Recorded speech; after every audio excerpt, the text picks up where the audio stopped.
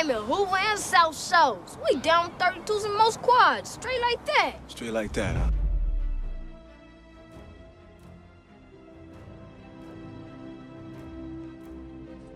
If you've ever watched South Central, you'll remember Jimmy, played by Christian Coleman, the young boy caught in the brutal cycle of gang violence. But what happened to the actor behind that role is even more shocking than the movie itself.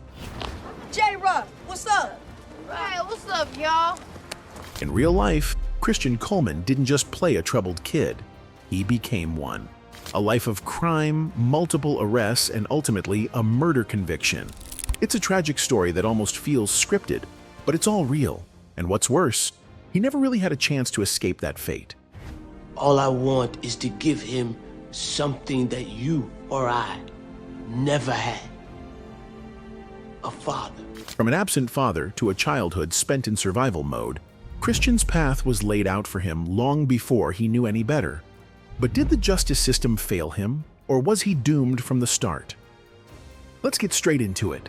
Christian Coleman never really had a father figure in his life. His dad was locked up for most of his childhood, which meant he never had that guiding presence that so many young boys need while growing up. When a father is missing, a child is left to figure things out on their own. And in Christian's case, the streets became his teacher. Without a dad around, Christian had no one to show him the difference between right and wrong, no one to discipline him when he stepped out of line, and no one to provide for him when times got hard. And times were always hard. This isn't just speculation. Studies have shown that kids who grow up without fathers are much more likely to end up in trouble. The lack of guidance and stability makes them more vulnerable to negative influences. And for Christian, those influences came straight from the streets. He was surrounded by crime from an early age, watching how people survived by doing whatever they had to do, stealing, hustling, and running the streets. By the time he was old enough to understand his situation, it was already too late. He had no role model to look up to, so he looked up to the people around him instead. Unfortunately, they weren't the best examples. It's no surprise that Christian's real life ended up mirroring his character in South Central. Just like Jimmy, he grew up in an environment where crime wasn't just an option, it was expected.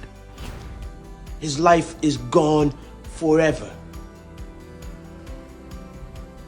You never come back from that. But Christian didn't just have an absent father.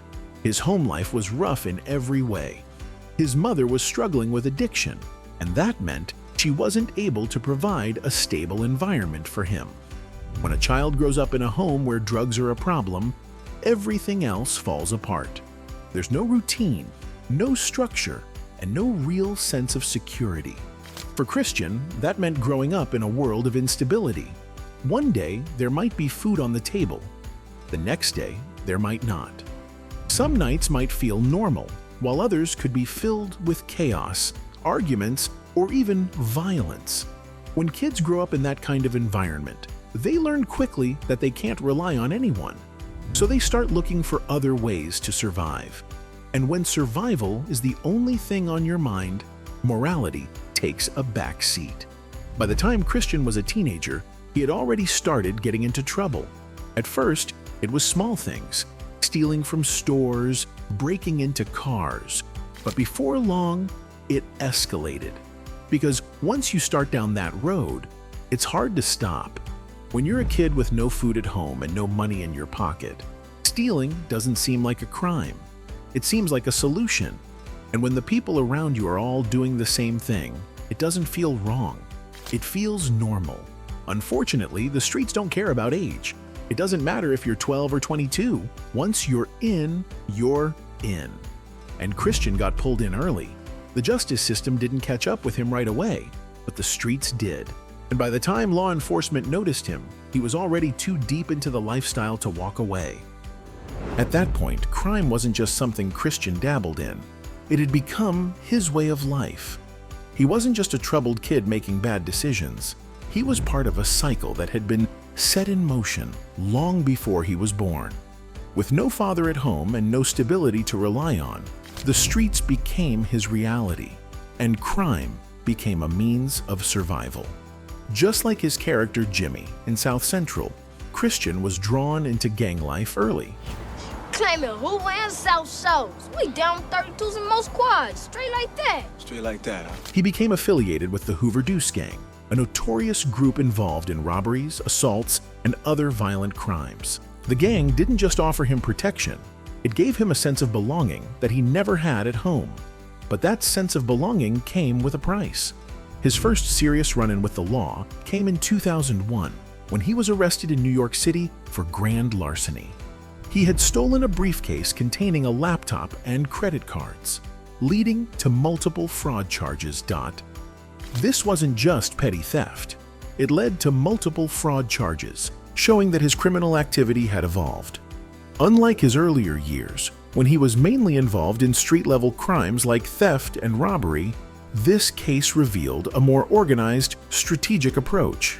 He wasn't just snatching items on impulse. He was committing financial crimes, using stolen credit cards and different aliases to avoid getting caught. This made him harder to track, but it also meant that when law enforcement finally did catch up to him, his record was even longer and more serious than before. But even that wasn't enough to stop him.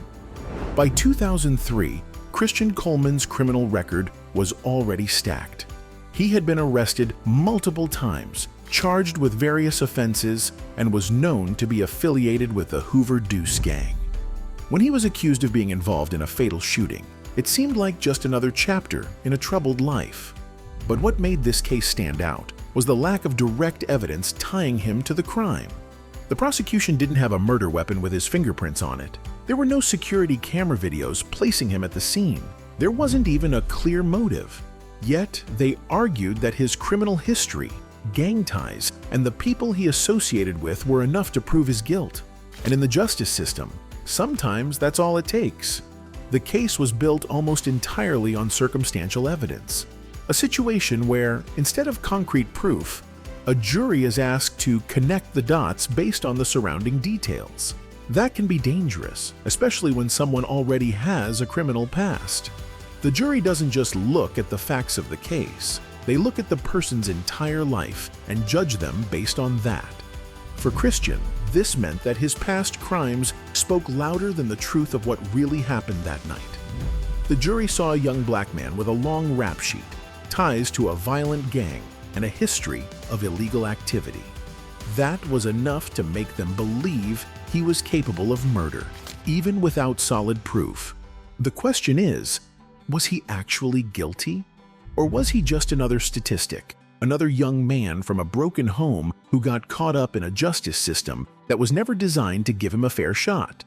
Even before this case, Christian's life had been a cycle of poverty, crime, and survival. By the time he was a teenager, he was already deep into a life of crime. Not because he wanted to be, but because it was all he knew.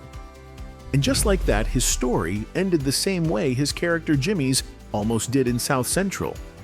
All I want is to give him something that you or I never had. A father. Except there was no redemption arc. There was no second chance. Only a prison sentence that would define the rest of his life. But even before his final conviction in 2003, Christian Coleman had already built a long criminal record. His life of crime wasn't a one-time mistake. It was a pattern that had been developing for years. By the time he was convicted of murder, he had been arrested 14 times across 7 different states. Each time, he managed to avoid serious prison time, often slipping through the cracks of the legal system. But the way he did it wasn't just by luck. Christian knew how to play the game. One of his biggest tactics was using multiple aliases and fake birth dates, making it harder for law enforcement to track his history. By constantly changing his identity, he could get arrested in one state, serve a short sentence or make bail, and then disappear to another city to start over. Most of his crimes were connected to fraud, theft, and gang activity. He wasn't just committing petty crimes. He was engaging in calculated schemes to steal and manipulate the system. Whether it was financial fraud, scamming people, or gang-related robberies, Christian had found a way to keep himself moving. But even though he kept running, the law eventually caught up with him. His 2003 murder conviction was the final blow.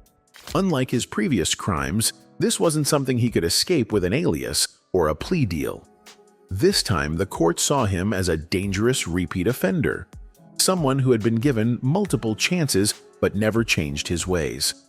For the justice system, Christian wasn't just a man accused of murder. He was a career criminal with a record that made it easy to believe he was guilty, even if there was no direct evidence linking him to the crime. So when the verdict came down, it wasn't just about the murder. It was about everything he had done before.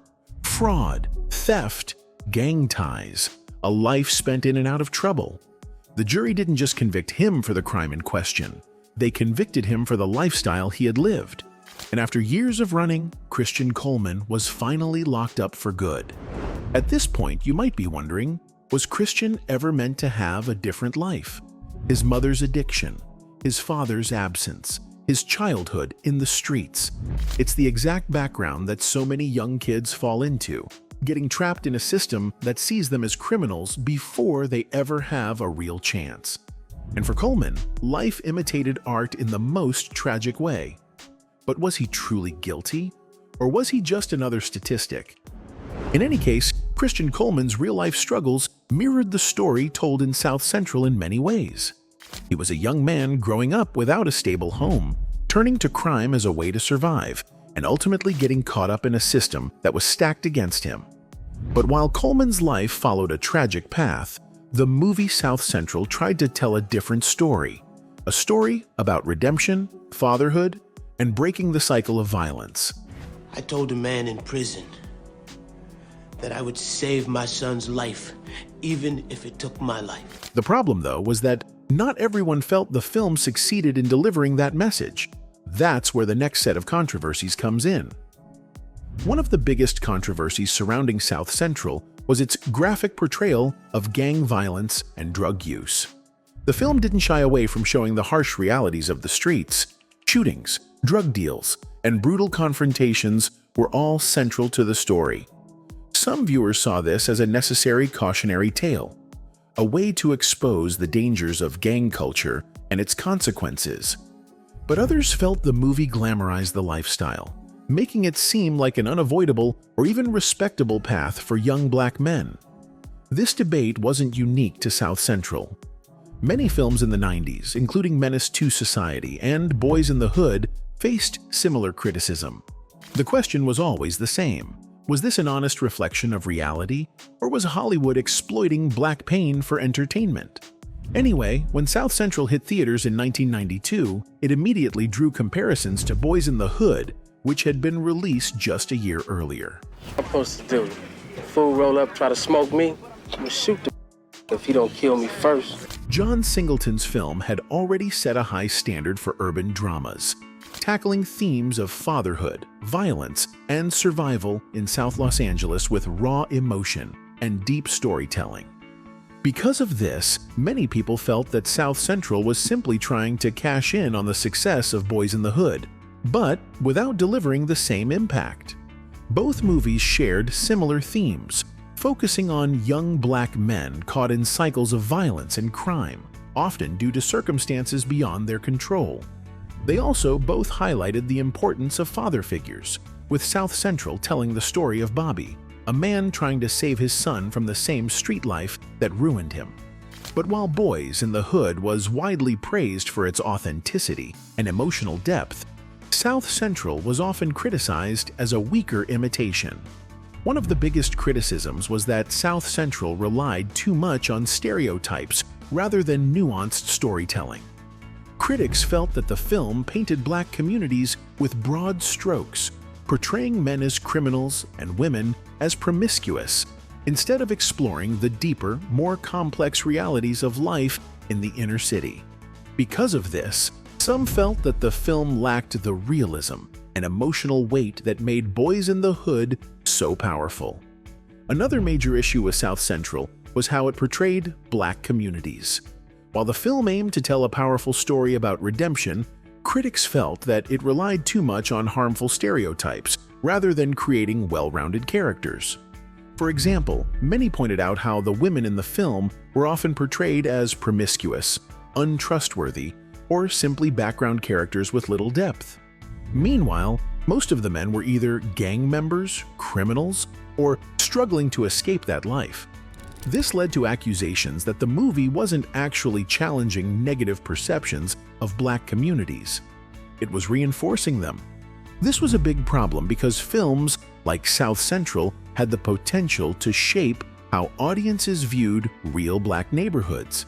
Instead of showing a balanced representation of the people in these communities, the good, the bad, and the complicated, the movie often reduced them to one-dimensional figures, feeding into existing media narratives that painted Black men as violent and Black women as untrustworthy. For a movie that wanted to send a strong message, this was a major flaw. Instead of fully humanizing its characters, some felt it dehumanized them, making it harder for audiences to see the deeper struggles and complexities of real life beyond the crime and violence shown on screen. In any case, reviews for South Central were mixed. Some praised its attempt to tell a meaningful story about redemption and fatherhood, but others weren't impressed. One critic even called it a shamefully dehumanizing piece of work, arguing that it failed to rise above its violent themes. Despite its flaws, the film did find an audience, particularly among those who related to its message. Many saw it as a film that, while imperfect, still shined a light on important issues affecting Black communities. Adding to the controversy was the involvement of Oliver Stone, a white filmmaker, as an executive producer. Hollywood was originally fairly left, although there was many people on the conservative side. Some questioned whether Hollywood was genuinely interested in telling Black stories authentically, or if it was just another way for white executives to profit off Black trauma. This debate extended beyond South Central. Many films about urban struggles were written, directed, and produced by people outside of those communities. This raised an important question. Who should be telling these stories? The film's authenticity was another hot topic. Unlike Boys in the Hood, which was written and directed by someone who had lived the experience, South Central was made by Joe Gonzalez and Stephen Milburn Anderson, who did not grow up in the communities they depicted. Some viewers felt that while the film captured certain truths, it also lacked the personal chiswar, lived-in perspective that made similar films resonate on a deeper level. A lingering debate about South Central is whether it served as a cautionary tale or whether it ended up romanticizing gang life. For some, the story of OG Bobby Johnson trying to save his son sent a powerful message about redemption. But for others, the film's heavy focus on gang culture, without offering real alternatives, made it seem like crime was inevitable for young Black men. One aspect of South Central that received universal praise was its soundtrack. Featuring a mix of hip-hop, soul, and R&B, the music helped bring the film's atmosphere to life, perfectly complementing its themes of struggle, survival, and redemption. Even those who criticized the film agreed that its music played a big role in capturing the mood of the era. Despite the mixed reviews and controversy, South Central played a role in shaping the urban drama genre. It paved the way for more films exploring the struggles of Black communities, even if it wasn't as groundbreaking as some of its predecessors. While it may not be the most remembered film from the era, it remains an important piece of 90s Black cinema, continuing to spark discussions about its impact, representation, and message decades later.